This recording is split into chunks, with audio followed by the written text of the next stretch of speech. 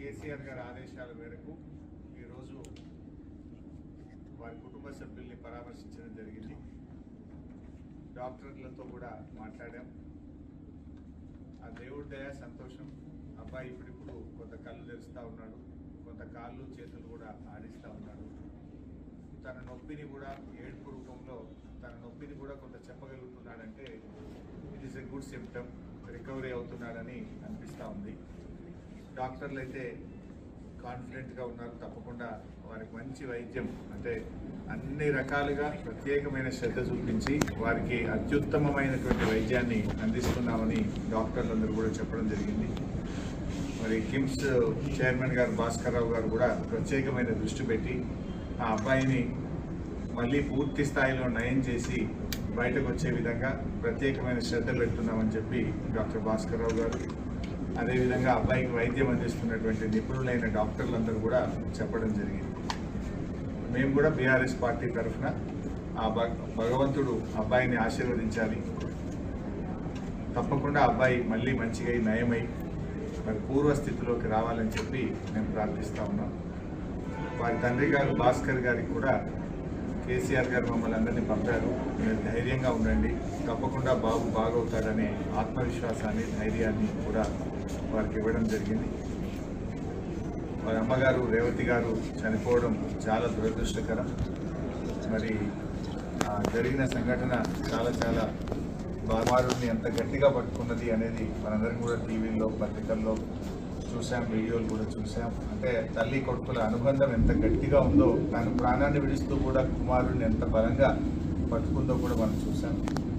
So ఏది ఏమైనా ఈ సంఘటన చాలా దురదృష్టకరం. రేవతి గారి మృతికి ప్రగాఢ సానుభూతిని తెలియజేస్తూ శ్రీతేజ్ తొందరగా బాగై నయం కావాలని ఆ భగవంతుని బీఆర్ఎస్ పార్టీ పక్షాన ప్రార్థిస్తుంది. సీఎంతో ఫిల్మ్ ఇండస్ట్రీ మీటింగ్ సెపరేట్ అయిపోయింది.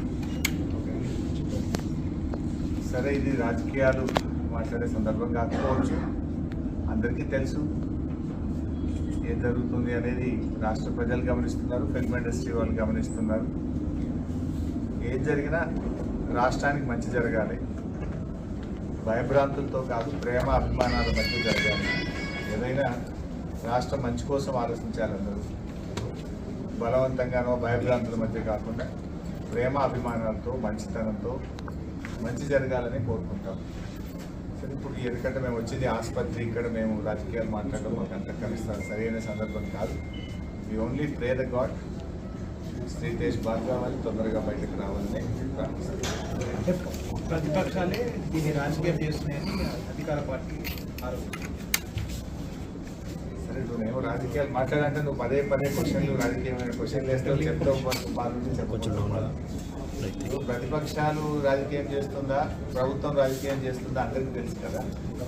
నేను ఒక మాట సింపుల్గా అడుగుతున్నా పని సార్. 12 రోజుల తర్వాత కదా ముఖ్యమంత్రి స్పందించింది. యాక్సిడెంట్ జరిగిన తర్వాత శ్రీతేజ్ను ప్రభుత్వం ఎందుకు స్పందించలేదు? ఒక మంత్రి గారు వచ్చి ఎందుకు పరామర్శించలేదు? 12 రోజుల తర్వాత అసెంబ్లీ వేదికగా నువ్వు మాట్లాడి అప్పుడు కదా నువ్వు స్పందించింది. మరి 12 రోజులు ఎందుకు స్పందించలేదు? ఆ 12 రోజులు ఏమైంది? ఇంకోటి, శ్రీతేజ్ ఎంత ముఖ్యమో రాష్ట్రంలో ప్రతి పౌరుడు కూడా అంతే ముఖ్యం కదా. గురుకులాల్లో 50 మంది విద్యార్థులు చనిపోతే ఒక్క మంత్రి పోయి పరామర్శించలే. దానికి మంత్రిగా ఉన్న ముఖ్యమంత్రి గారు కూడా ఒకరోజు పరామర్శించలేదు. ఎందుకు వెళ్ళలేదు ముఖ్యమంత్రి గారు? మరి వెళ్ళి ఆ కుటుంబాలకు కూడా ప్రభుత్వం ఆదుకోవాలి కదా. ఆ తల్లిదండ్రులకు కూడా కడుపు కోతనే కదా. ఆ కడుపు కోతపై గిరిజన విద్యార్థులు, దళిత విద్యార్థులు, బీసీ విద్యార్థులు 50 మంది చనిపోతే ఎందుకు ప్రభుత్వం ఆ రోజు స్పందించలేదు? చట్టం అందరికీ సమానంగానే ఉండాలి కదా. చట్టము అందరికీ సమానంగా ఉండాలి కదా. ఈ రాష్ట్రంలో సాయిరెడ్డి అనేటువంటి మాజీ సర్పంచ్ చనిపోయి సూసైడ్ నోట్ రాస్తే ఈ రోజు వరకు దాని మీద ఎఫ్ఐఆర్ ఇష్యూ కాదు. ఈ రోజు వరకు దాని మీద కేసు నమోదు కాదు. బాధితుల్ని ముఖ్యమంత్రి తమ్ముళ్ళని అరెస్ట్ చేయలేదు. నువ్వు చట్టానికి అందరూ సమానమే అన్నావు. Yes, correct, we fully agree with you. ముఖ్యమంత్రి గారి మాటలతో మేము పూర్తిగా ఏకీభవిస్తున్నాం. ఎందుకంటే దానికి సినిమా యాక్టర్లు ఇంకోరో ఎవరు కూడా అతీతులు కాదు అని ముఖ్యమంత్రి గారు అన్నారు. మరి నీ తమ్ముడు ఎట్లా అతీతం అవుతున్నాడు?